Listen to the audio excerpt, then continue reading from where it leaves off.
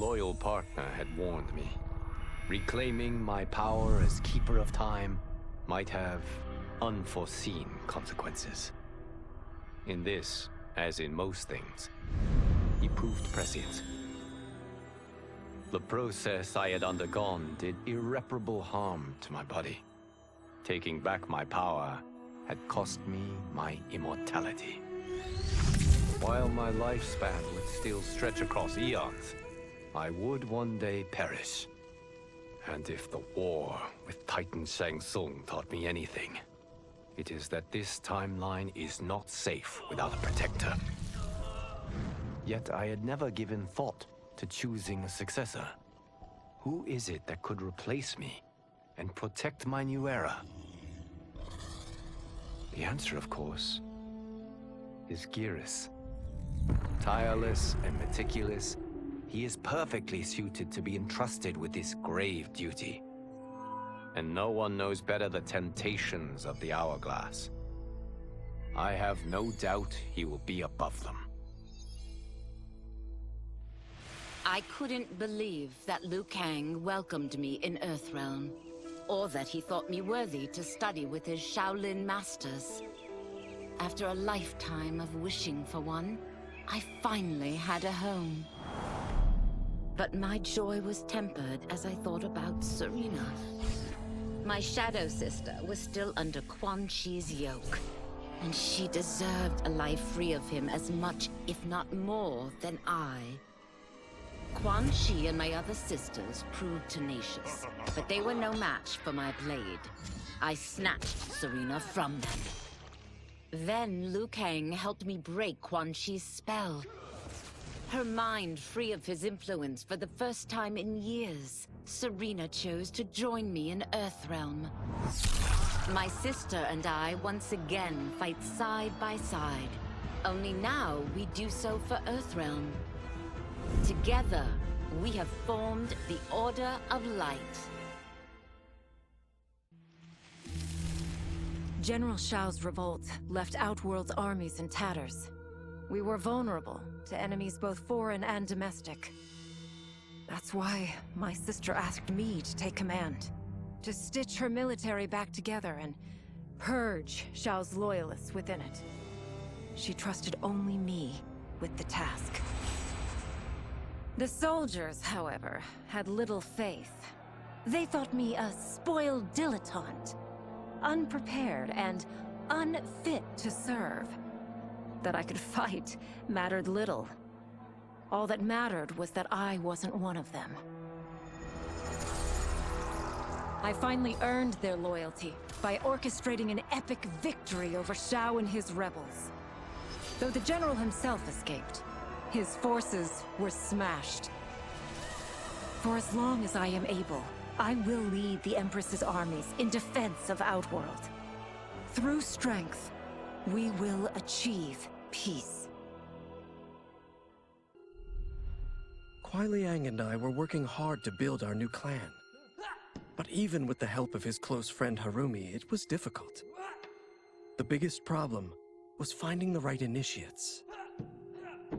Then, one night, while walking outside Harumi's compound, I was attacked. I thought at first it was a Lin Kuei assassin, but his strikes were too uncertain, too angry. My attacker, it turns out, was a boy. Homeless and hungry, his assault was born of desperation. He needed money so that he could eat. It was like looking at myself 15 years ago. I would have ended up just like him if the Lin Kuei hadn't taken me in. So I took the boy to Kuai Liang, who also appreciated his fire. We made him our first initiate. The boy's name? Hanzo Hasashi. No sooner had Titan Shang Tsung been defeated than Bi-Han and his loyalists hunted us down. Outnumbered, we fled to Japan.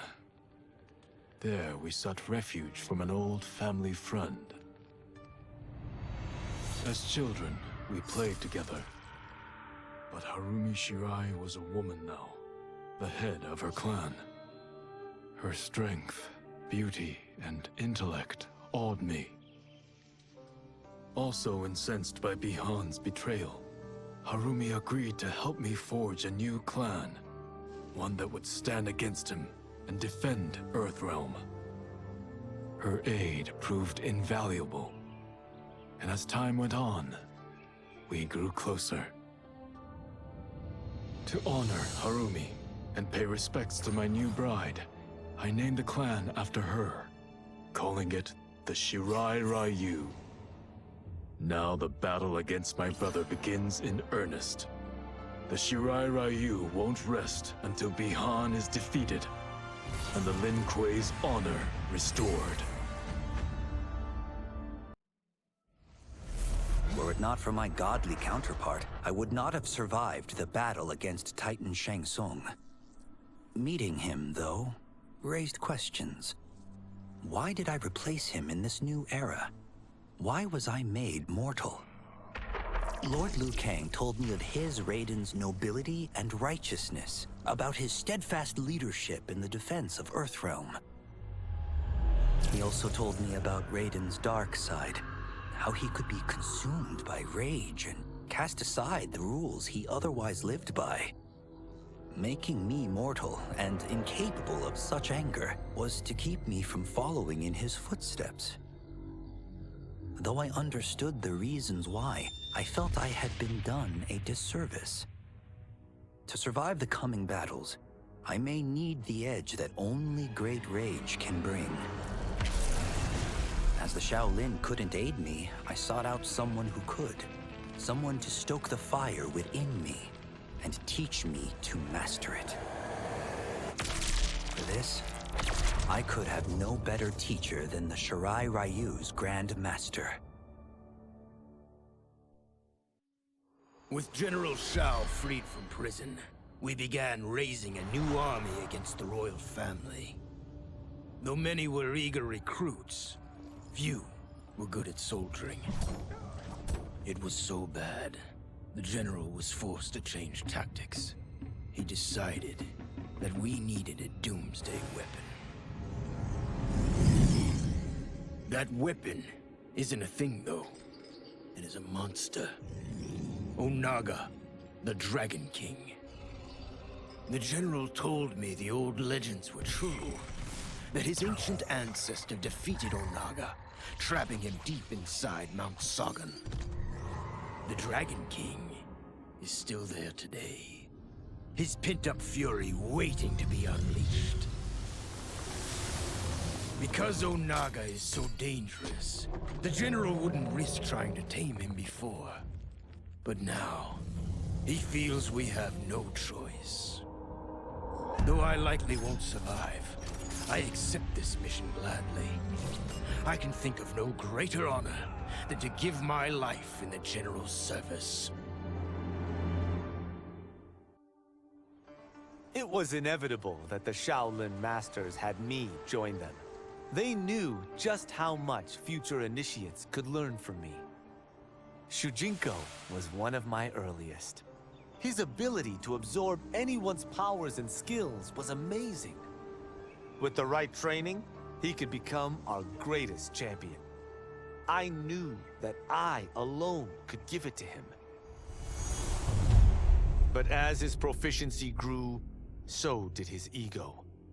In love with himself and his power, Shujinko became a threat to the realms. He hadn't learned humility, because I wasn't the one who could teach it. I should have listened to Raiden's warning and not tried to train Shujinko alone. After he was subdued, Shujinko's accumulated abilities and memories were taken from him. He is once again a new initiate, ready to begin his training. This time, Raiden and I train Shujinko together. He will become the champion he is destined to be. And I will fulfill my duties, humbly and cooperatively.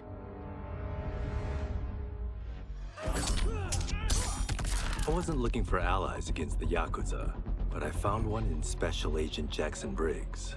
He'd heard gangsters plotting to kill me on a wiretap and came calling, hoping I'd be his informant. We planned to part ways when we got the job done. But then, Shang Tsung showed up to steal Sento. Needless to say, Jackson had questions. It blew his mind to hear that the stories in Johnny's movies were real. Once the shock wore off, Jackson quickly sized up the threats Earthrealm faced. To deal with them, he got his bosses at the FBI to form the Outworld Investigation Agency. When he asked me to sign on, I hesitated. After all, me? A government agent? But it's an important job. And more importantly to me, an honest living. After fleeing Outworld, I hadn't expected to return. But then, I also hadn't expected the new Empress to make me an offer I couldn't refuse. To thank me for helping stop General Shao's rebellion, she asked me to be her emissary to the Zaterrans. Going home, bearing the seal of the royal house, I would show, once and for all, that my mutation wasn't to be feared. That it wasn't a source of shame. To my surprise, I was welcomed. But those warm smiles hid a dark secret. I stumbled upon a trove of official records, which showed that my shape-shifting ability isn't unique. Many Zaterrans are born with it, but are killed by their government to keep it from spreading. Who started this barbaric policy? Who is now enforcing it is unknown. But I will find out. And I will put an end to this madness. Until recently, I hadn't met Li Mei, but I had heard the stories. How the Umgadi's matron superior blamed her for not preventing Emperor Jared's murder. How she quit in disgrace rather than accept punishment. But those stories didn't fit the woman I now knew. Li Mei would never have been so negligent. Eventually, I uncovered the truth.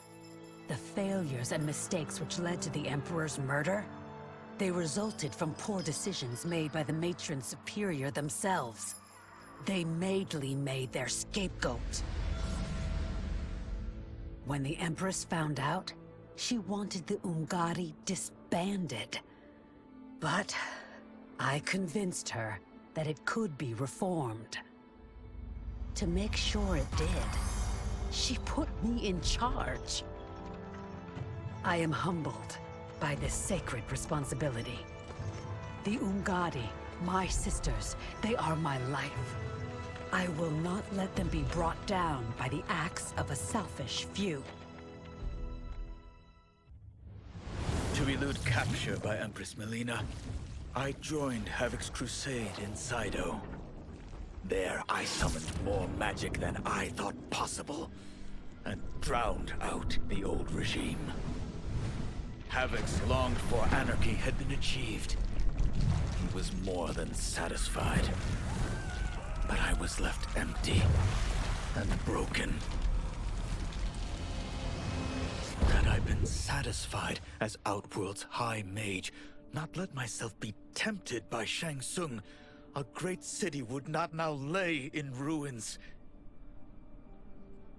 I've caused devastation, ended thousands of lives, all because of my blind ambition. I've betrayed my oath, my sovereign, and my realm. These high crimes merit punishment, and I'll accept whatever the Empress gives me. My only ambition now is to one day be forgiven. Though the barriers between timelines had been rebuilt, there was no question that they could again be broken. Protecting this timeline would require eternal vigilance. so that it could not fall victim to further outside aggression. But nothing in my countless lifetimes had prepared me for this task. In none of them had multiple timelines ever coexisted. Monitoring them for threats was an entirely novel problem. It would require a novel solution. I discovered that though the timelines no longer touched, their meeting had left them intertwined. I can now secretly surveil all timelines, keeping watch for potential danger. It pleases me to do this service for the new era. Lord Liu Kang may rest assured that it is secure.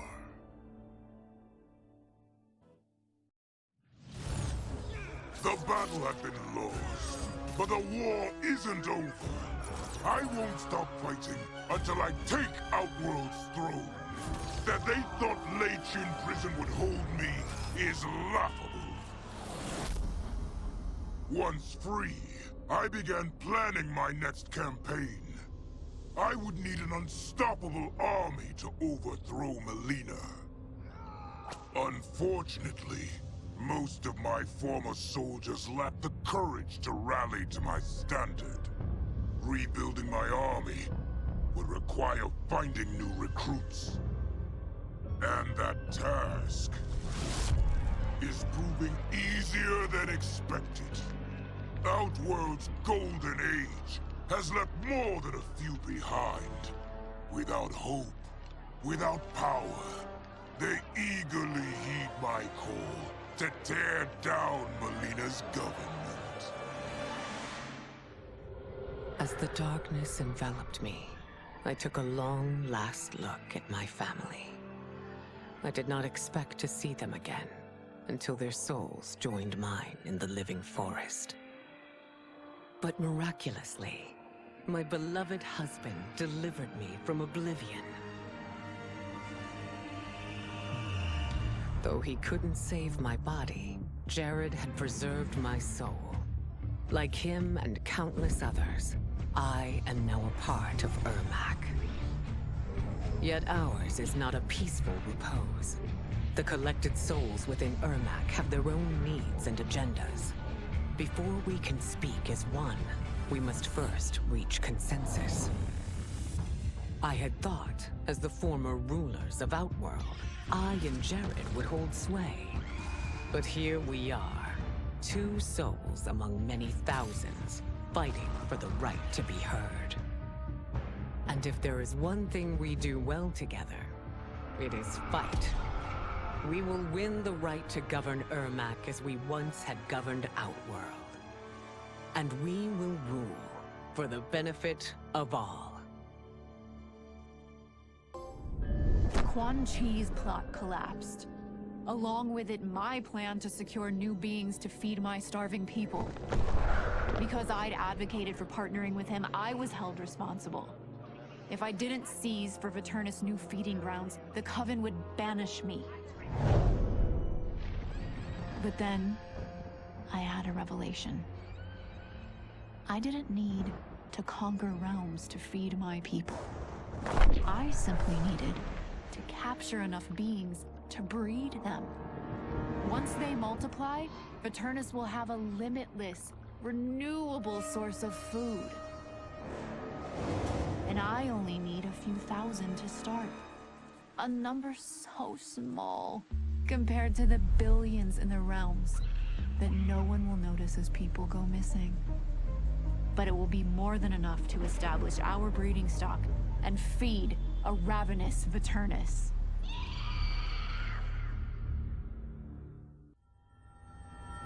While the regime had changed, little else had.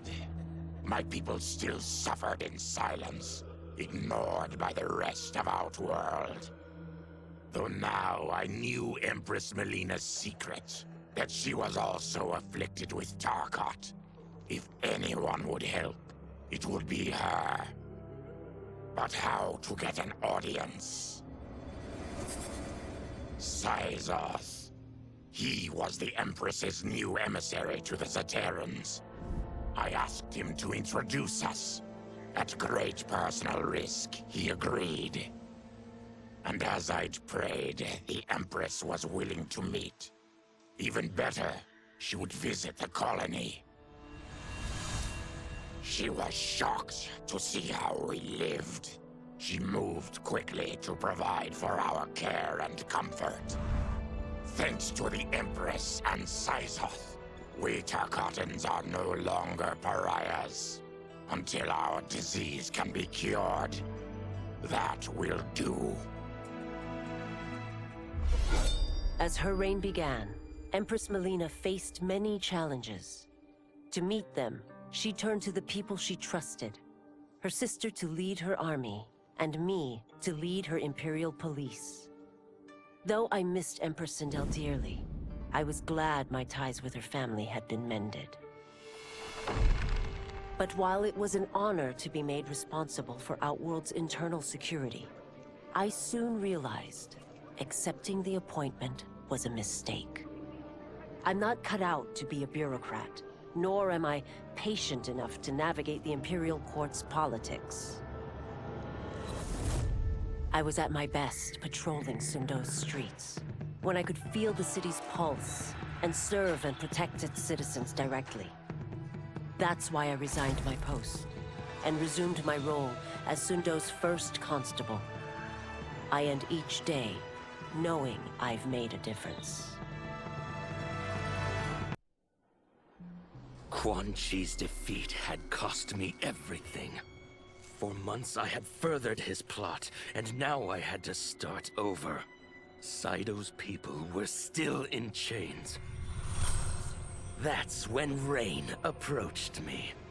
On the run from Empress Mileena, he was desperate for help. And though I'd had my fill of sorcerers, this one was different.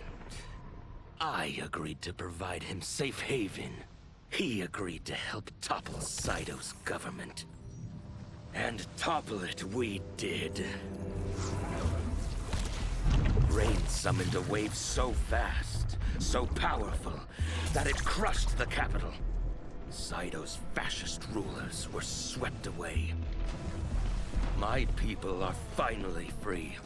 They can chart their own course, needing only to follow their own desires. Their lives are now blessed by anarchy.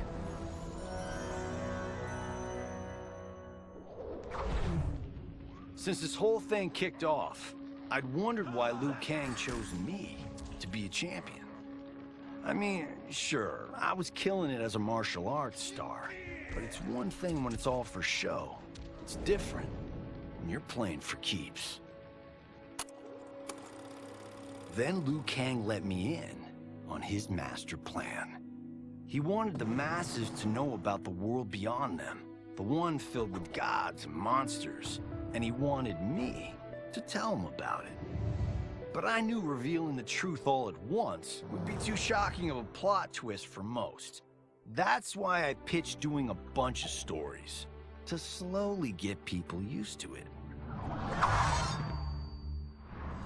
And if there's one thing I can do, besides kick ass in combat, it's build a cinematic universe. I'm serving up movies, streaming series, games, you name it.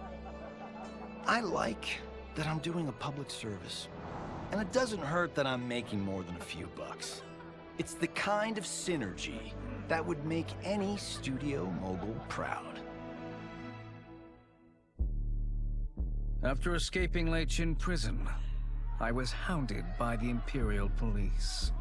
I needed a place to hide and to recuperate while I plotted the best way forward. I knew the remote canton of my youth would be perfect. To escape capture, I traveled by sea. Little did I know that a gargantuan storm was brewing. My tiny craft was smashed apart. I closed my eyes, waiting to drown, hoping that the Netherrealm wouldn't claim my soul. But when I reopened them, I found myself not in hell, but on a deserted island. From its ruins, I could tell that great sorcerers had once lived there. In the caves beneath the ruins, I found what I can only describe as a well of souls. Once I learn how to wield its power, I will become invincible. Though worried about how the public might react, I met with Baraka to discuss his Tarkatans. Speaking from his heart, he moved me.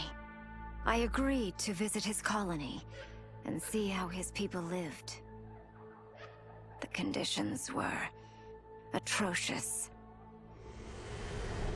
This was one of my mother's few mistakes. Like all Outworlders, she treated Tarkatans with scorn. What they deserved from us was compassion. And the only way to get it for them was to reveal my affliction. To show all my subjects that even an Empress could get Tarkat. The scandal my revelation caused was intense. But with the help of Kitana and Tanya, I emerged from it a stronger Empress than ever. My honesty, empathy, and resolve won over my remaining doubters. There is no longer any question that I am fit to lead the Empire. I had broken the Lin Kuei free of Liu Kang's enslavement. We were now masters of our destiny, and could take our place among Earthrealm's great nations. But taking and holding territory would require a vast army. I needed more fighters to make our presence felt.